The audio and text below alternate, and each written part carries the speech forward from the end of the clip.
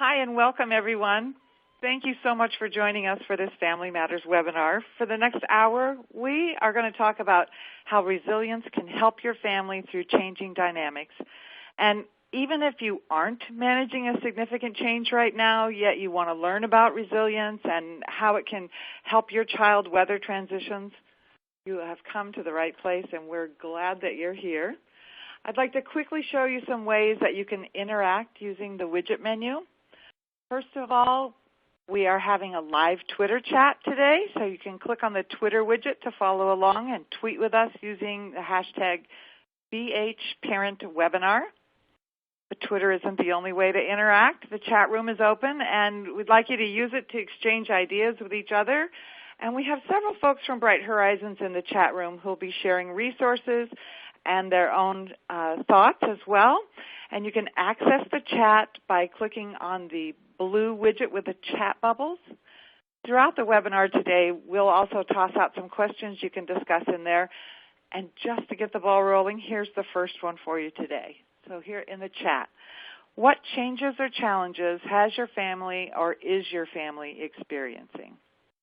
So what changes or challenges has your family experienced or is your family currently experiencing? You can put that right in that chat box. If you have any technical issues today, like the dial-in number or any other technical issues, we'd like to ask you to use the purple Q&A widget to get help. And let's save this chat room for just chat about the topic and being a help to each other. All right, and finally, there's a resource widget. It's the green one with the paper icon, and you can use it to download the webinar resources, which you can do at any time during the webinar today. All right, so let's meet today's guest speaker. Rachel, thank you so much for joining the Bright Horizons community today. Can you tell us about you and your work with resilience? Great. Hello. Thanks, Ruth. I'm so excited to be here. This is such cool technology and such an important topic, and I want to thank all of you for joining in today. My name is Rachel Wagner-Sperry, and hi to everyone. I guess I can introduce myself both personally and professionally, and I'll start with professionally. So I am a social worker by training. I began my career, though, as a preschool teacher, so I've always worked with little ones. I have specialized my work in early childhood mental health and specifically children with challenging behaviors. And I work for the Devereaux Center for Resilient Children as a national presenter and mental health specialist. And so I am also the author of a book called Flip It, which is a strategy for working with kids with challenging behavior. And you'll hear a little bit more about that later. But because this is such an important topic and a topic that is so personal, I wanted to share with you also a little bit of a personal introduction so we can get to know each other a little bit better. And I wanted to share with you that my own life and my family's life have experienced a lot of the changes and challenges that you all are sharing in the chat box. And so I'll let you know that I'm a cancer surviving mother in a blended family of 4 children. All my kids have endured divorce and loss and parents with health problems and relocation and some learning challenges. And 2 of my kids are adopted from foster care, which means they've experienced some trauma in their lives. And I share all that with you today because, of course, the things I'm going to share with you are from my professional expertise and they're research-based, but I also field test them in my own life and in my own home. So I'm really, I feel like I'm amongst my people, and I'm excited to talk about all of this stuff with you today. Nothing better than a little field testing to make sure that it all works. That's fabulous, Rachel. And I am Ruth Fedino, today's Family Matters moderator. And I'm the mom of 3 adult children and several grandchildren. And I believe all 3 of my adult children are resilient. And what I've really found interesting with my kids is that they each kind of came with different ways of being resilient. Even my boys who are twins have different methods of being resilient as children and as adults.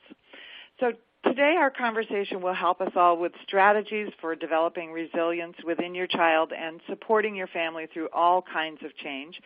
And specifically, Rachel is going to cover these topics. She's going to define resilience and talk about some resilience qualities, how to build resilience, and then really practical steps for nurturing resilience in your children. So I'm just looking at all of this chat about the changes and challenges your family is experiencing, and divorce seems to be a really common one. Lots of sad things, death of a spouse. Pretty exciting, I think. Yuval is moving abroad soon. That's great. And Michael L. says his son was recently promoted to be big brother. So lots and lots of different kinds of changes. Absolutely. And it seems like all of these changes, some are happy things and some are sad and overwhelming things. And all of these are the reasons why we need to focus on resilience. And resilience is important for so many reasons. And as I'm looking at all of these changes and challenges coming through, and when I talk around the country to folks about this topic, so many of us are coping with so many things that a lot of times other people don't realize. And I'm sure many of you have heard this quote. It's everyone you meet is fighting a battle you know nothing about, so be kind always. I love that quote because we don't always know what's on one another's plates. And as we make our way into our conversation today, I just want to ask you to be kind to yourselves, because I think as we talk about all of the changes we bring upon in our children, we often worry, am I messing them up? Am I ruining my children? All parents worry that they're doing that.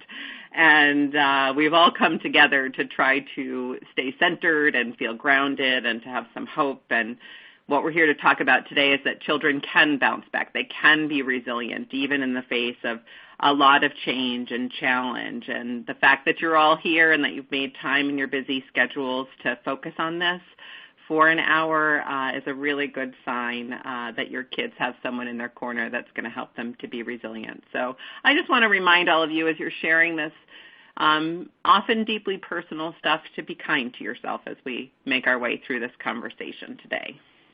That is a great way to start this whole discussion, with that just gentle touch to be kind to yourself. That's great. So let's look, Rachel, then at what resilience means. So before Rachel tells us what resilience means, in the chat box, can you put in there what you think resilience means to you? What does resilience mean to you in the chat box? And while people are answering that question in the chat, Rachel, can you walk us through how you define resilience? Sure. I really love to think about resilience in terms of using the analogy of a rubber band. And so if all of you could imagine sort of a big pile of rubber bands and imagine them in all different colors and all different sizes and all different levels of durability, we can think that rubber bands are like kids. They come in all different sizes and lengths, and they come in all different levels of durability. And they can all be stretched and strained, some more than others, and they can all bounce back. And so when I think about resilience and I think about kids, I think about them as little rubber bands. Some can be stretched more than others, and when they have a lot of stress and change in their lives, their rubber band gets really tense. And what we hope for kids is that their rubber band can bounce back. Their rubber band can be resilient and to get sort of back to a more flexible place. That's the rubber band analogy really does make sense. Here's a question, Rachel, that we got during registration.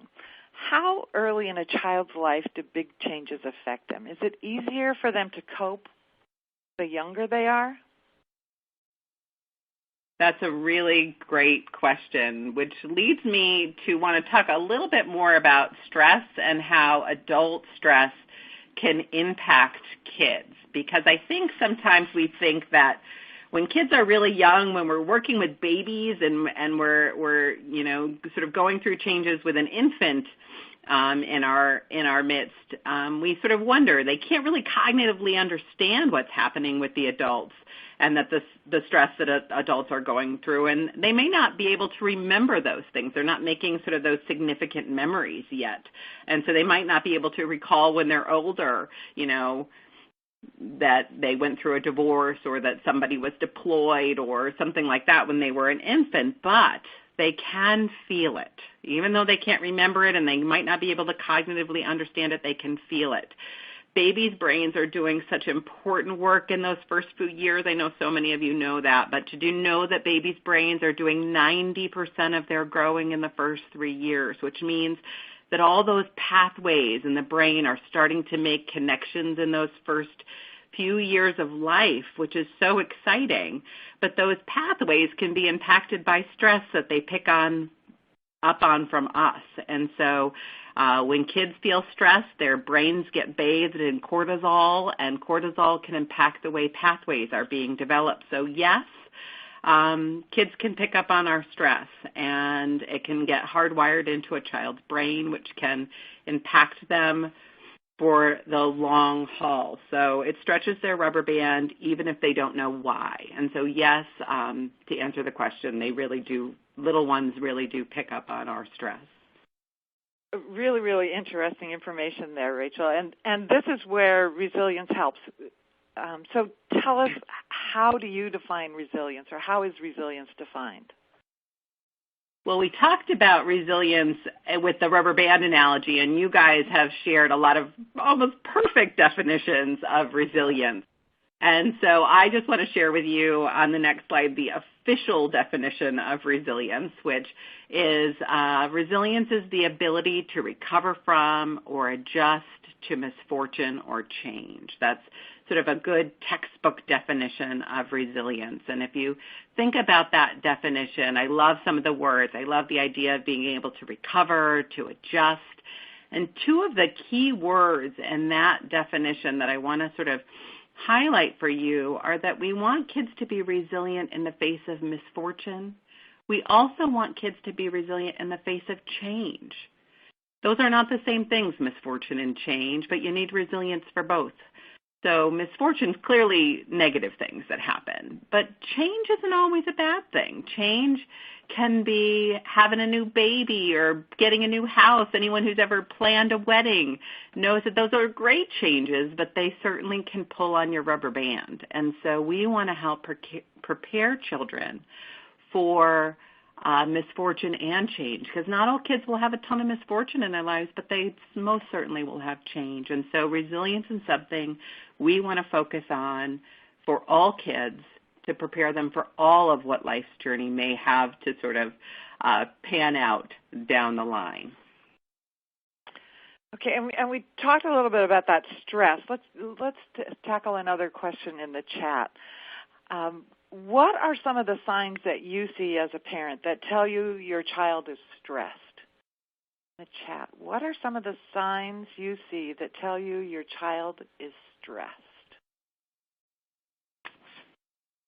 All right, so Rachel, is the point of resilience then to relax the rubber band or strengthen the rubber band, or relax and strengthen? What's the purpose? Exactly both of those things. Resilience sort of is a two-pronged approach. We want to reduce the stretch of the rubber band or the tension in the rubber band by trying to reduce some of our grown-up stress that impacts our kids. So we want to sort of change the environment and change what's happening, and that will reduce the tension in the rubber band. But we can also actually help build up a tougher rubber band, so to speak, to build up the fibers in a rubber band. And we can actually teach children the skills they need in order to have stronger rubber bands that can withstand more stress and still bounce back. So yes, we want to reduce the tension in the rubber band by changing things in our lives, but we also want to reinforce the toughness of the rubber band by building kids up. So it's sort of a two-pronged approach. Okay. People in chat are having no trouble defining what causes stress, what signs of stress that their children show. That seems to be a pretty easy question. Visual of snapping and popping rubber band is coming through loud and clear here. Lots of stretched rubber bands, yes. So during our registration, we always take questions, and this one came in. If we could implement only one or two changes to grow resilience in our kids, what are the most important ones, Rachel? What do you think to help with this? That is such a good question, and everyone wants the answer to that question. What's the one thing I can do that's going to build my child, Rachel? safeguard them, right? So it's a tough question because each situation and each stressor is a little different. So there's not really a one-size-fits-all, but obviously if there's a lot of change happening in your life, it's pretty important to be consistent. If you're coping with a loss, it's pretty important to talk about feelings. But I do have a way for all of us to think about focusing on resilience that applies to all situations. So I want to try to help us simplify this, and it involves something called protective factors. Okay, that sounds like a good way to go. So tell us what a protective factor is.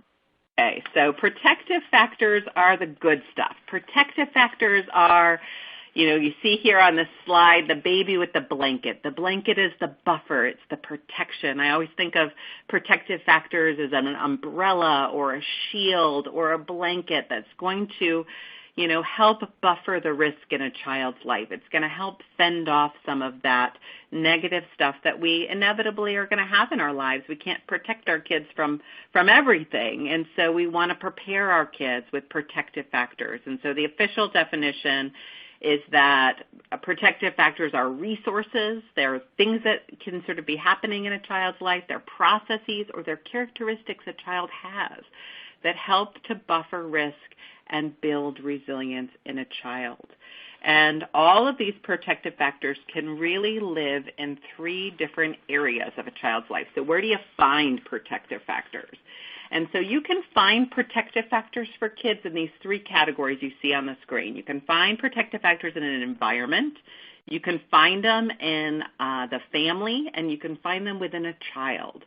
So what do I mean by environmental protective factors? Well, being in a safe neighborhood is going to make your kids feel safer and is going to be a good buffer for them. That's an environmental protective factor. Being in a great child care center is an environmental protective factor. That's going to help a child be more resilient. There's also the family category of family protective factors. Having a lot of joy in your family, having some consistent rituals and routines in your family, having that one grandma who's always just a love bug can be a protective factor for kids. So we want to look in the family for things that are going to help a child be resilient. And then there's this last category, which is interesting, and we'll talk a little bit more about it as we make our way through this webinar, and that's within child protection. And that's what are the fibers of a child's very own rubber band that are going to help them to bounce back and help them to be resilient? What do they possess within themselves that's going to help them to bounce back? So those are the three categories we want to focus on. Okay. So we're going to focus on those three categories. Is it ever too late to build resilience, Rachel, if our kids are 10 or 15 or 36, or is it too late? Is it too late for our bigger kids? And I think another good question is it too late for us as grown-ups? Yeah, there you go. The question is no, it's never too late. Of course, when we're younger, it's easier. And anyone who has ever tried to parent a teenager or as an adult has chosen to go to therapy knows that as we get older, making changes in our environment and in our family and within ourselves and changing our own rubber band gets harder, but it's not impossible. We can, of course, always work to reduce the stress and tension of the rubber band by changing things in our environment and our family. And we can always, even when we get older, reinforce the rubber band with skills and qualities and characteristics of ourselves that we need to be resilient. We can make our rubber band tougher by working on these qualities of what we call within child protective factors. So we really want to focus on these within child protective factors because they're really key. And it really helps sort of children help themselves and gives them what they need sort of no matter what happens. All right, so it sounds like that's where we're going to head. So tell us more about within child protective factors. I love within child protective factors. I love the idea you can toughen up a child's rubber band, and once you do that, it never goes away. They have that skill, they have that quality for the rest of their lives. And so when you give children the qualities that they need to be able to bounce back, they take them with them for a lifetime. And so, an example of a within-child characteristic or a within-child protective factor, I like to say these are the things you might be born with or things you learn early on that become a part of who you are. And so kids who are born with a flexible temperament, that's a great within-child protective factor. Those kids are always going to be more likely to be able to roll with the punches and go with the flow. Another example of a within-child protective factor is a child who's born with a natural talent, maybe music is a natural ability for them. That's going to help them in life. That's a part of their rubber band's fiber that can be an advantage for them. And I want to share with you a personal example because my rubber band was born with a little tear in it. It wasn't completely destroyed, but it has a little tear in it. I was born with a learning disability. And so I needed my fiber of my rubber band toughened up, and lucky for me, really lucky for me, my mom's a remedial reading teacher. And so before we even knew there was a tear in the rubber band, my mom built up my rubber band with a love of books. I grew up with books all around me, and we read all the time together as a family, and I learned to love books and love reading before I learned to read. I loved books, and I think this happens for lots of kids with learning disabilities, they become afraid of books. And I learned to love books before I learned I should be afraid of them. Before I learned that reading was hard for me, I loved books. And what that did was it toughened up my rubber band. It sort of reinforced the fibers around that little tear so that when I did discover I had a learning disability, I had a love of reading that sort of counterbalanced it. And I was able to move through, learn coping skills for my learning disability, graduate from high school with honors, graduate from college with honors, go to grad school and graduate from grad school with honors, all as a kiddo with a learning disability because early on in my life, my mom built up the fibers of my rubber band. And so that's a really cool way, I think, to think about within child protective factors. And I hope that little story can help you think about what can I do for my kiddo to help sort of reinforce fibers, especially if there's little tears around the rubber band that we want to make sure we can sort of buffer and bolster. Yeah, I don't know if I was born with a positive outlook, but I certainly know that my dad especially reinforced that. Always look for something good in people and in situations, and it's just totally a part of who I am as an adult and who I was as a child. So let's do a chat that kind of relates to this, and this is a fun one. I want you to think about your children and pick positive words you would use to describe them. Just one word for each child you have. So put that in chat. One word for each child that positively describes your child. Oh, this is a really happy list. Yeah. Got lots of answers coming in. Spunky, exuberant, sweet, strong-willed, joyous. Great answers. Rachel, what words would you choose to describe your children? I've thought about this a little bit, and so my 7-year-old, I would say jolly. He's always happy. My 10-year-old is wise. He's always thinking. My 15-year-old is tenacious. She will never give up on things. And my 19-year-old is my empath. She picks up on everyone's feelings. So a variety of different good words, but all good. Yeah, how about so many creative, lots of determined kids, which I get. That could be a negative thing, but it really is a positive thing, that determination. Yeah, funny, inventive. Wow, great words. So, Rachel, those words are within child protective factors? Absolutely. So all of these beautiful words that are just bringing a smile to my face, and I know to Ruth's face, these are the words that actually sort of comprise a great list of within child protective factors. These are the things that you want to notice in your kids and you want to reinforce in your kids. And if you don't see one that you want for your child, you can actually teach it. Okay.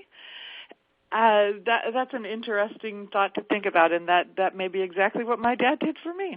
So here's another registration question. Keep that list going. If you haven't put in the words for your children yet, I think it must feel really good to be able to do that.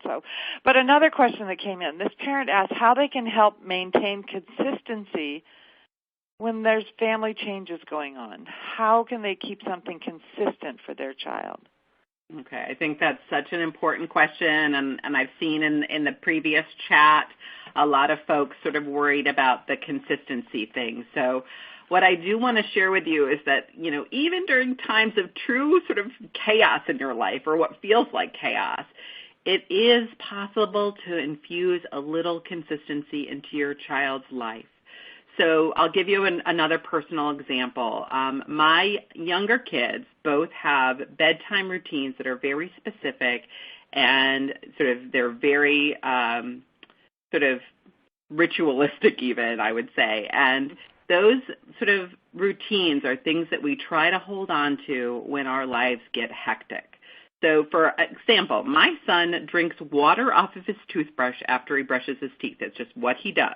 And 3 years ago, it was getting a little annoying because he was just sucking off his toothbrush, and he would stand at the sink for like an hour to do that. So I decided, you know what, buddy, you're 4 years old. You can sip off your toothbrush 4 times, and we would count it out together. And he really enjoyed that. So every night it became a part of our routine to count the toothbrush sips, and we would do 1, 2, 3, 4. And he liked that. So we did that again and again. And when he turned 5, we increased the sips to 5, and now he is 7. And we don't do this every night. But when I do pop my head in the bathroom while he's brushing his teeth and I count out his 7 sips, he gives me that knowing little smile. And it's a look of pure love and pure safety and pure just knowing, like, hey, Mom, you know me and you know our things and you know our rituals, and that makes me feel safe. And so when things feel a little hectic, I make sure I go in and count the toothbrush sips. And that is one small thing that I can do to create consistency even when everything else sort of feels a little bit hectic. And so if you have little rituals, you can keep those alive. And it seems really small, but it can make a difference. So to answer the sort of bigger question, yes, we can find many ways to be consistent in chaos, but we can't always change the chaos that's happening in our environment and family. But the second part of my answer to this question is that we can always be working on some things no matter what's happening in the environment and the family. And the thing we can always be working on is within child protective factors. So we might not be able to change the chaos, but we can reinforce all those beautiful words you just wrote in the chat. We can always be working on building things like optimism and problem-solving skills. Everyday life gives us opportunities to work on those kinds of things with kids. We can always be working on determination or joyfulness. We can always be building on those. So no matter what's happening around us, we can be building within child protective factors. Okay, so Rachel, help us focus on those then. They sound really important. To focus on those within child protective factors.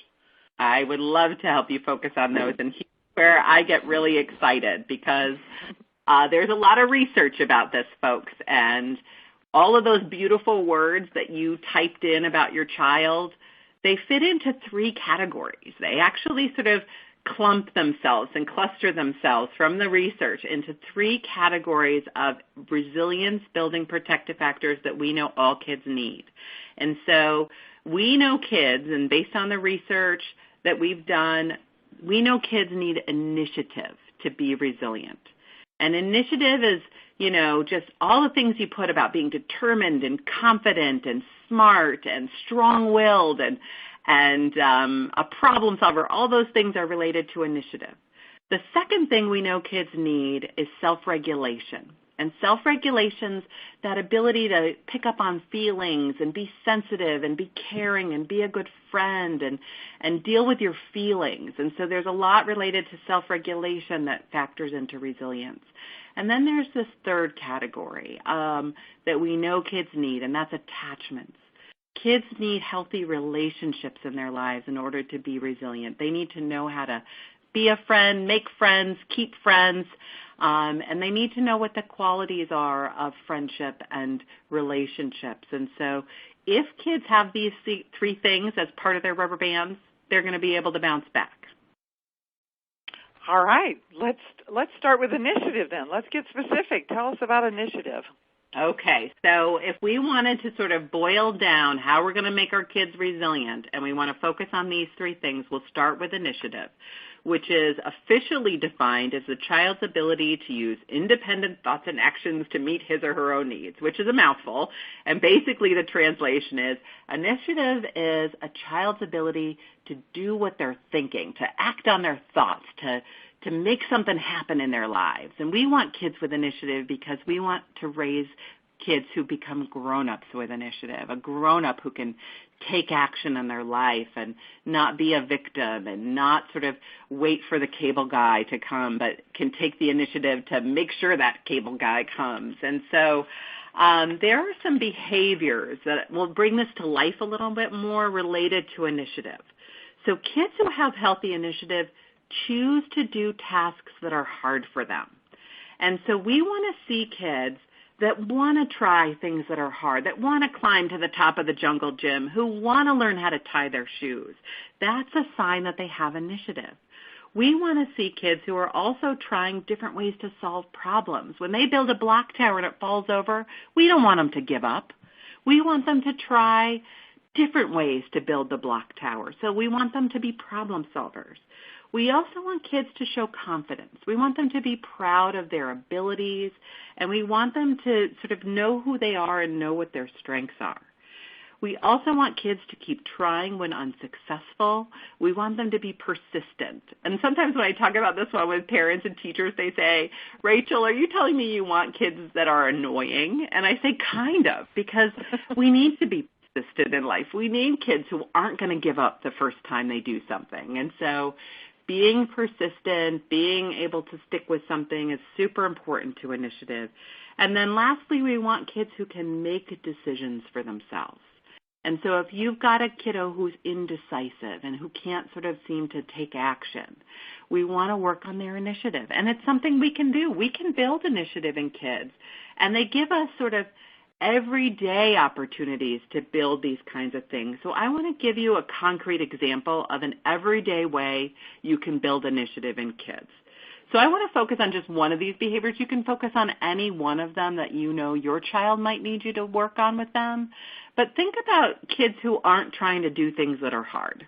Like my 7-year-old will not open his own fruit snacks. And every day he brings me his fruit snacks and asks me to open them. And when I'm busy, you know what I do? I open his fruit snacks. And what does he learn when I open his fruit snacks? Every day when I do that, he learns that I have initiative. He learns that I'm in control. And what I want him to learn, actually, is how to have his own initiative and how to open his own fruit snacks. So I need to take an extra beat, and instead of just doing it for him, because sometimes that makes my life easier, I need to encourage him to do it for himself, because then he'll learn that he can do things that are hard.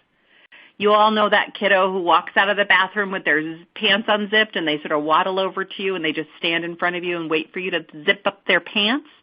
That's a kiddo who also needs help with initiative. And instead of just zipping up their pants for them, let's encourage them to try to do something that's hard for them. So I hope you can see, and I hope you're as excited as I am, that these 5 behaviors that you see on the screen, these are behaviors that if you are paying attention to them every day, your kids will give you chances to work on them. And when you work on these things, you're building a tougher rubber band. And these are the things research actually tells us build initiative and will show us, and these are the things that sort of will build initiative and build a more resilient kiddo. I think your story about the zipping of the pants hit home. Monica S. says, that's her son. Exactly. So you've given great examples of how you can build this initiative. I think one of the ones, I think they're all really important, but let's focus in the chat room for just a minute about that last one, making decisions for himself or herself. So in the chat pod, share how can you or how could you or how do you encourage your child to make decisions for themselves? How do you encourage your child to make decisions for themselves in that chat box? Maybe you'll get some good ideas from other people about what they're doing. Yeah, and they run the gamut.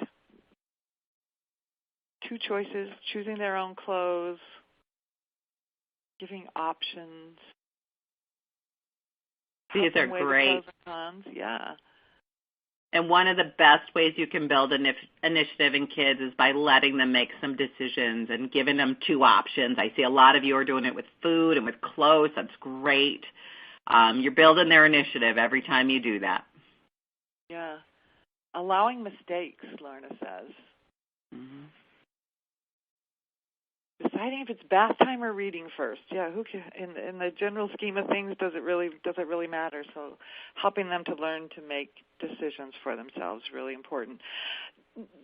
So that's initiative. We've done a lot of good work on initiative, and we have lots of stories. How about the next one, self-regulation, Rachel? Okay, this is a popular one for teachers and for parents. Our self-regulation is really defined officially as the ability to respond to many different emotions using words and actions that are appropriate for the situation. So basically, can I have a feeling and know what to do with it? Can I get angry and not hit somebody? Can I really want something and not grab it? That's sort of self-regulation. And so I'm going to put some behaviors up that are related to healthy self-regulation. Kids who have healthy self-regulation and therefore a tougher rubber band, they can handle their frustration well. Kids who have healthy self-regulation can control their anger. They can also calm themselves down when they're upset. They have some coping skills. They have some self-soothing skills. So calm down skills are so important to self-regulation and resilience. Kids with healthy self-regulation can also show some patience and have that sort of delayed gratification. And so that's an important one. And then, of course, kids with self-regulation also are able to cooperate with others. And so isn't this like a dream list of behaviors? I can handle my frustration and control my anger and calm myself down and show patience and cooperate. This is the dream list, and I see some things coming through on chat that sort of make me chuckle because as grown-ups, we work on self-regulation, don't we? Like self-regulation is a lifelong journey. It's a lifelong struggle. But what I want you to see, again, in these 5 behaviors that I have up on the screen, showing patience, that each one of these are things that if you work on them with your child, they will have a tougher rubber band, and they will be able to handle the divorce, the new baby coming along. They'll be able to handle the move. They'll be able to handle visitation with dad. They'll be able to handle a loss of a grandparent. And so we want to build these up not in the crisis, but during everyday challenges. And here's an example, and you're the role model of this, folks. That's the scary and exciting part. You are the model of self-regulation. So if you have a kiddo who's not handling their frustration well, it's important that you start modeling handling your own frustration for them. So here's an example. I always do this with kids when I was a preschool teacher. I would, when I would make a mistake, I would model how to handle that in front of them. So if I spilled milk during lunchtime at preschool, I would model how to handle my frustration. I go, oh, it's such a bummer. It's so frustrating. I just spilled my milk. But you know what? I know how to fix this problem. And it's okay. Everyone spills milk from time to time. And I know that if I just get some paper towels, I can clean it up. It's not that hard, but if you think about all the times you've blown up in front of your kids or not handled your frustration well, they're learning from us. They're watching everything we do. And so we really want to focus on how do we handle our frustration? How do we model how we control our anger? Can we show them how we can calm down? Can we sort of model those things for our kids? Because that's one of the sort of biggest ways that they learn self-regulation. Rachel, I'm just going to publicly thank Alice B., who started the conversation in chat by saying, I'm struggling with these and I'm 50. And then lots and lots of conversation about how hard these are for some adults. So I'd like to start another chat question. This modeling of self-regulation for our children, it seems to really be an important strategy. So look at these 5 areas here. Handling frustration, controlling anger, those that are listed on the slide there. Which one of these 5 could you personally work on? In the chat, which one of these 5 could you personally work on as an adult that would help to model that behavior for your children?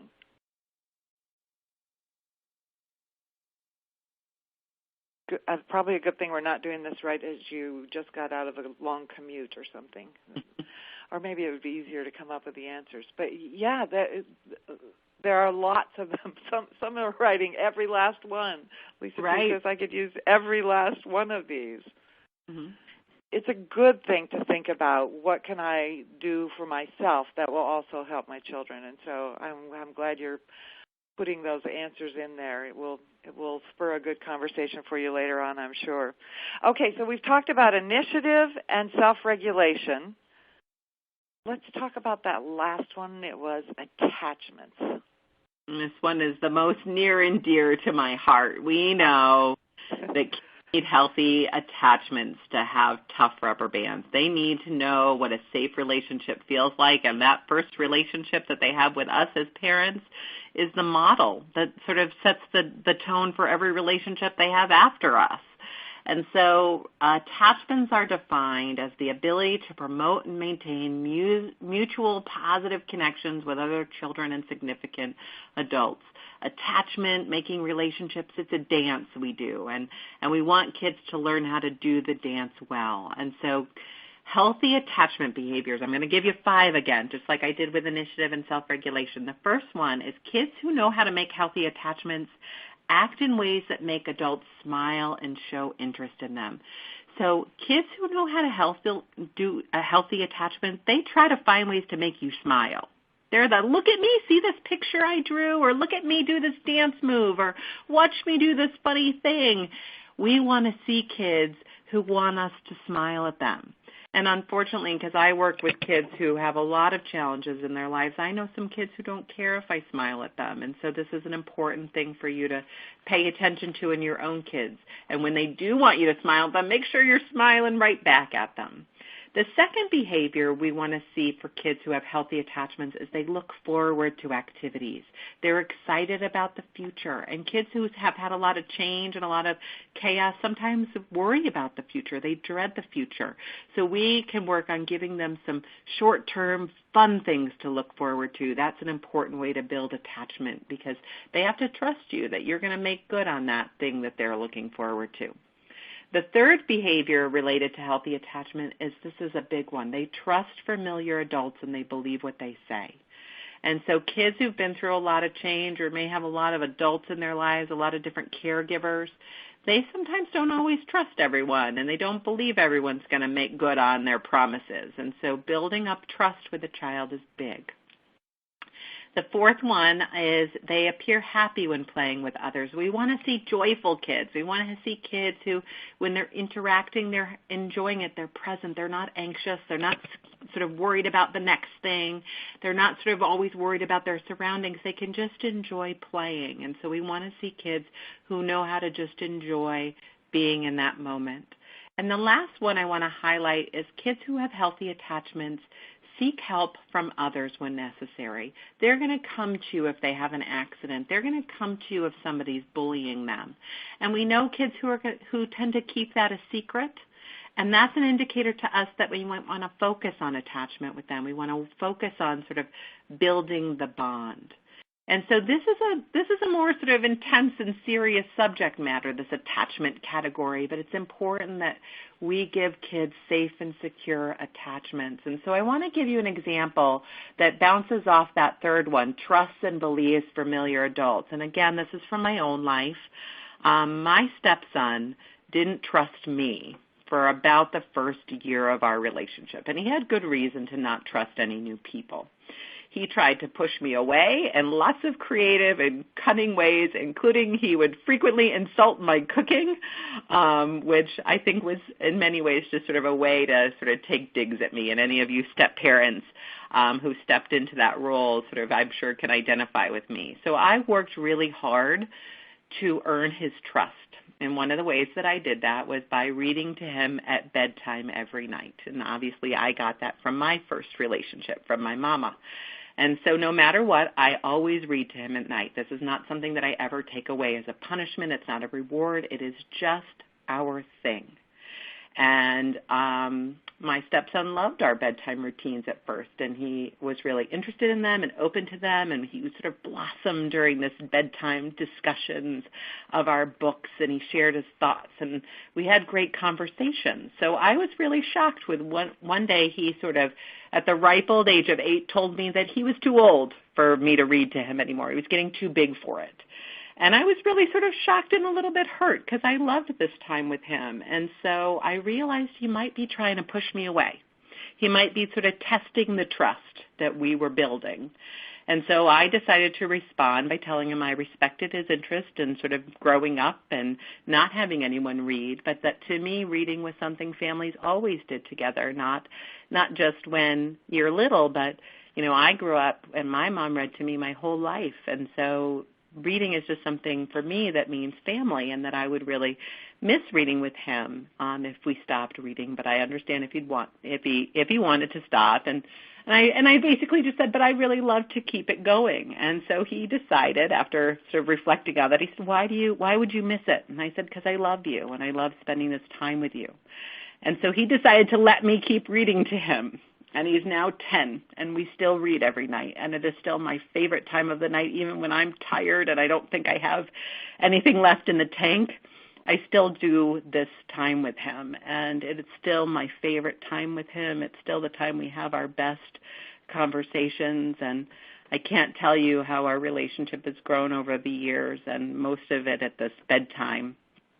And I can't even describe to you the trust and the love and the knowing that we have between the two of us now. And it really all came from this list, because I'm also a therapist.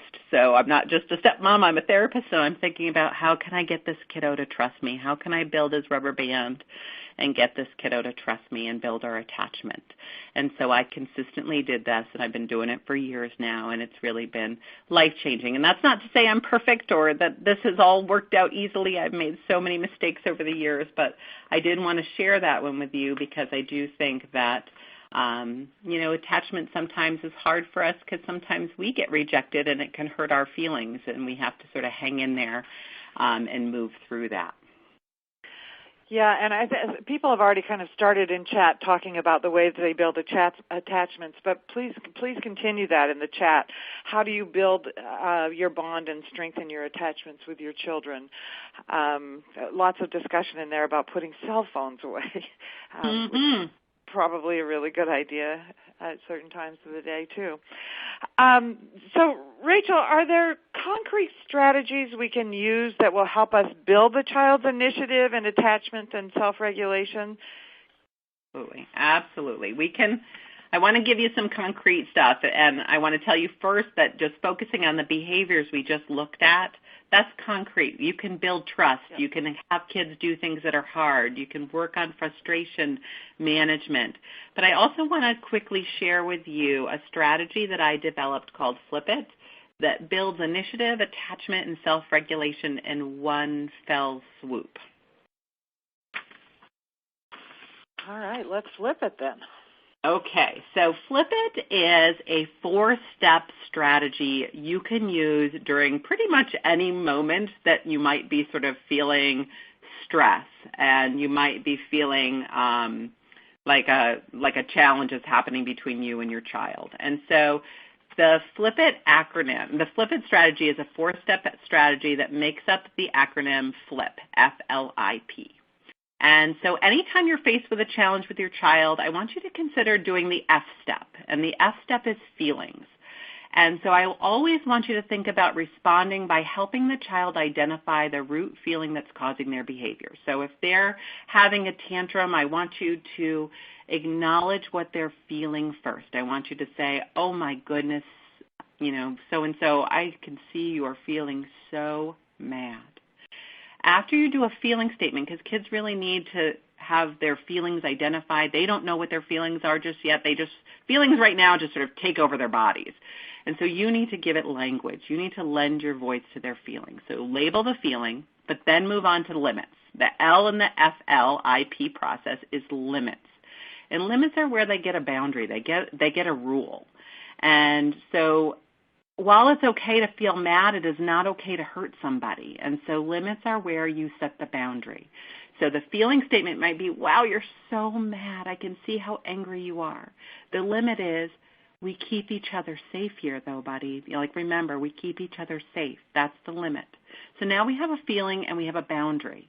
The third step is an inquiry, which is, how are we going to sort of deal with this reality that you're mad but you can't hurt somebody, so how are we going to deal with this? And we do that by asking kids to think. And the I in the process is called inquiries, and that's where we ask kids open-ended questions that get them thinking, get them problem solving. So we would say, wow, you're so mad. The limit is, remember, we agreed we keep each other safe. The inquiry is something like, what else could we do with your mad? What could we do with that mad inside your body? And kids might not be able to answer, so we move on to the fourth step, which is prompts. And prompts are where we offer our suggestions, our ideas. We might say, you know what? When I'm mad, it really helps if I scribble on paper. Do you want to try scribbling on some paper, or maybe squeezing some Play-Doh, or taking deep breaths?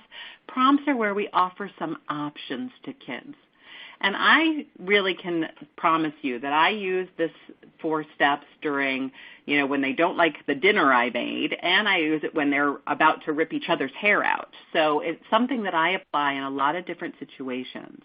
And what I want to point out is that the F, the L, the I, and the P is a sequence that's really important, because what I have learned as I've taught this across the country is that we're pretty good at the L and the P. We're really good at giving kids a limit and telling them what to do. We say, don't do this instead. But we forget about the F and the I. We don't do the feelings, and we don't ask kids to think. And we really want to make sure we ask kids to think their way through the problem and then follow up with prompts. So this is the process, FLIP, and it was created to make sure that it also promotes attachment. You're promoting attachment when you do this. It promotes initiative when you do this, and it certainly promotes self-regulation when you do these steps. What a great strategy. And people are talking about they could use it with older children, younger children, adults, everyone. Just real quickly, a question has come in about if you haven't done these things and your child is already 8, he's going to be okay. Rachel, I remember you said at the very beginning, it's not too early, it's not too late to start. Just keep working on this resilience and working on this Flip It. The really good news for all of you is Flip It does sound like a really good strategy. And by the way, it's part of a book giveaway we're doing today. So 50, that's 50 of you today, are going to get a copy of Rachel's book, Flip It, as well as a copy of Socially Strong, Emotionally Secure. And both of these books are from Devereux and will help you work on resilience with your children. And if you are a winner, yay, look, that's great. Winners will be notified by email in the next few days. If you're not a winner, you can order a copy from the Devereux website. And Rachel, lots of these activities are also online. Is that right? Absolutely. And so the Socially Strong, Emotionally Secure book is full of activities, and there's a parent component for home activities. And you can go to our website, which is www.centerforresilientchildren.org, and you can search for different activities and strategies by age range. So you see that we have a little screenshot of our website up here. You see you can pick different age ranges, and you can drop down, and there's an actual place for parents to click, and then you'll find a bunch of cool free tips sheets and different resources. If you go to this website, you can also, I see a lot of questions coming in about Flip It.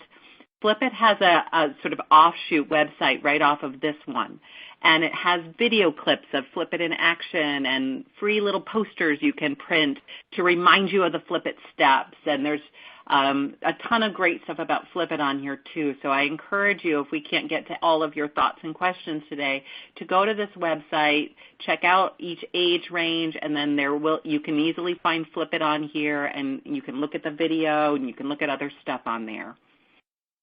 Great, great. And we're getting really close to the bottom of the hour here, Rachel. So I just want you all to know, since you are in attendance, you are in the contest to win one of those 50 sets of books. And Rachel, I want to thank you for the information that you have given us today. And I also want to remind everybody to grab the resources before you log out.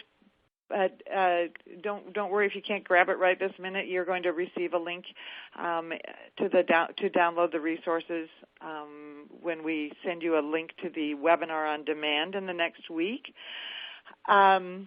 You've gotten great information today. You've been able to help each other in the chat room and say really nice things about your children. I hope that was all helpful. We'd like to find out what you thought about our webinar today. We really, really value your feedback, so take a minute to fill out the survey as you close out of the webinar room. Don't close yet, but it's coming very soon, so you can just click on that survey widget, and it will open a new window. You'll still be here with us now.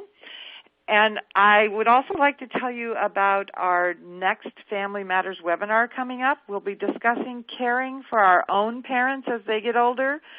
And this webinar coming up will review your options as a caregiver and help you get ahead of those important future responsibilities. So if you want to learn about preparing yourself for caregiving, please look out for the invitation in the next month to join our conversation. Thank you so much, Rachel. I'm sure everyone's head is just spinning with good ideas, and they have lots and lots of concrete steps to take. So thank you, Rachel. It was my pleasure, and I hope that you find some more good stuff on the website. Great. Thanks, everyone. Bye for now. Thank you. Bye-bye.